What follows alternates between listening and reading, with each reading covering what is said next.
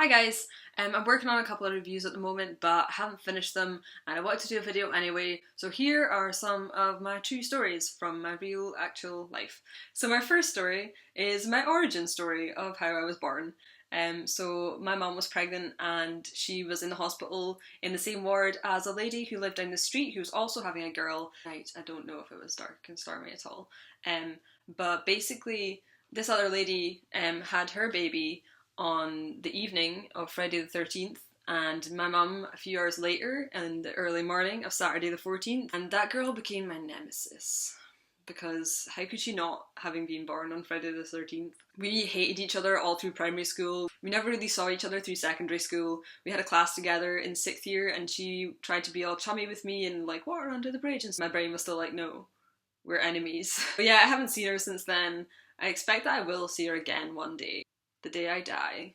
As a kid, me and two of my friends got lost in Ashwood Forest for hours and wandered around. It got darker and scarier and we're all terrified of getting home and our parents giving us into trouble for being out so late. We finally found our way out of the forest and got home, and my mum didn't even notice that I'd been gone and just told me to go take a bath.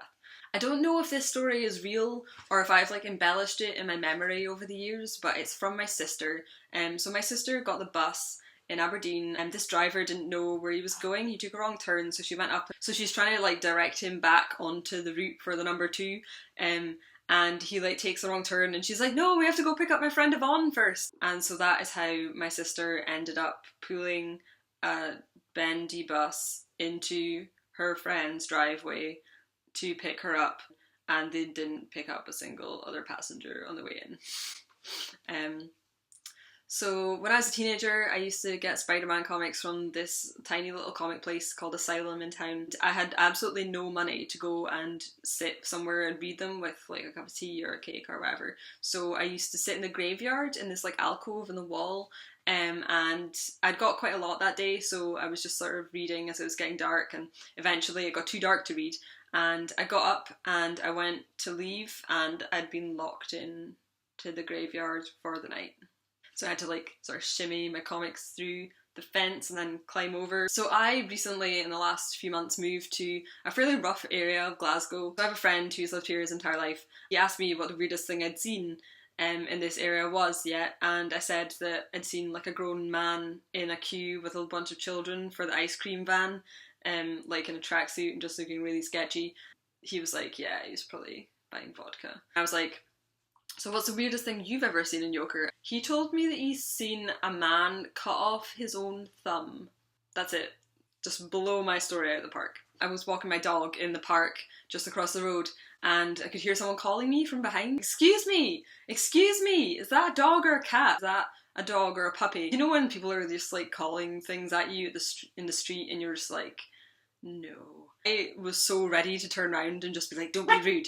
And I turned around and it was this tiny, really sincere little boy who just genuinely wanted to know if it was a dog or a puppy. So I just sort of like awkwardly said, oh, she's 2, and then walked away. So I saved my favourite story for last. This is the story of me and the street magician. If you follow me on Twitter, you might have already seen it. I was on a first date in town, and my date wanted to watch the street magician that was setting up, and I was just like, oh, I don't want to be here, but fine. And this guy was like coercing people into being volunteers by like running up to them with a prop and be like, could you hold this for a second? And the person's like, oh, okay, I guess so. And then once they had it, he would go back into the middle and be like, now bring it out to me. And then just wait there while everyone's watching, so they would obviously like feel awkward enough to bring it out to them. And I'm like taking the piss out of this guy this entire time. Like, I feel like I'm doing it quite quietly, but I must have not been because he knows. And that's why he picked me. So he runs up to me with this bed of nails and is like, could you hold this for a second? And I'm like, oh god. So he gets me up on stage and asked me what my name is, and I'm like, there's no way in hell I'm telling you my real name, fuck you, man. So I tell him it's Wilhelmina, so this entire time he's like referring to me as Wilhelmina. So he's like working up to his main trick of lying on this bed of nails, and he's doing what he thinks is improv comedy, but is really just him being a dick to passers-by.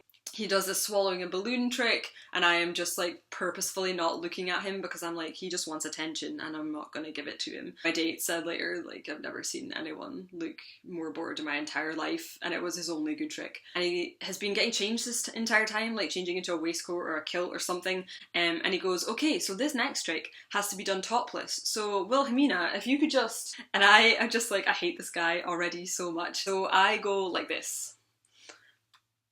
He's like totally pissed. He's like, oh my god, I can't believe you would do that in front of all these children. I'm like, dude, you're the one making the inappropriate jokes in front of all the children, so fuck you. I gave a street magician the finger in front of 30 children. In the end, he did his trick, which was very underwhelming. Told everyone to give a big hand for Bob, the other volunteer, and then just completely blanked me. So those are some true stories from my real, actual life. I would love to hear what your favourite stories are to tell people of things that have really happened to you. Never volunteer for street magic shows.